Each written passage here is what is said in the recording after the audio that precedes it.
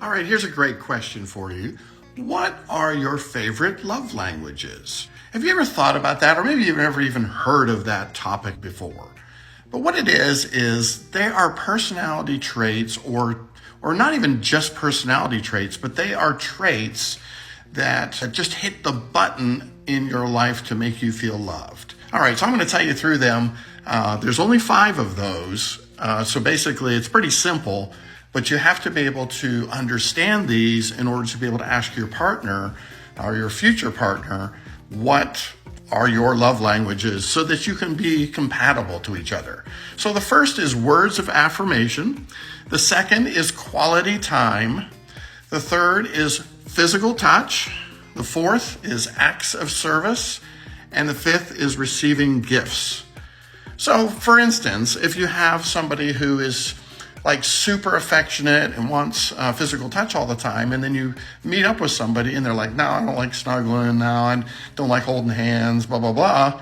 Well, it's going to be a difficult match for those two people to be compatible. Same thing with words of affirmation. Maybe the guy needs to hear that, he's a great worker, hard worker, or maybe she needs to hear that she's loved all the time and cared for. And those words have to be prevalent all the time. But what if you marry a guy or get involved with a guy who's quiet, who never tells you any of those things? So that would be a bad match. Acts of service, same thing. Maybe you're a really giving person, but the other person says, please don't do that.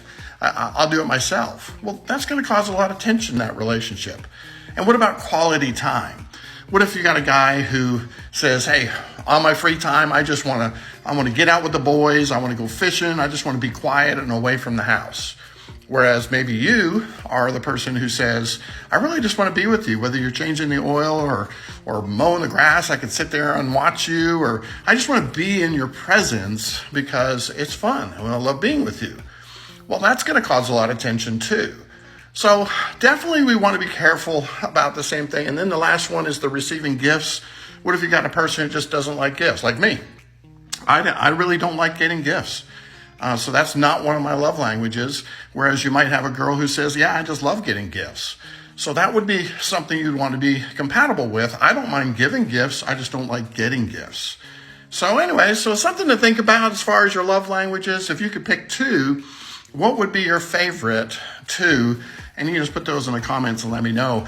We certainly all have different preferences, so there's no right or wrong answer. It's just that when you're meeting up with somebody, you want to make sure you're compatible in those areas. So, just trying to help out.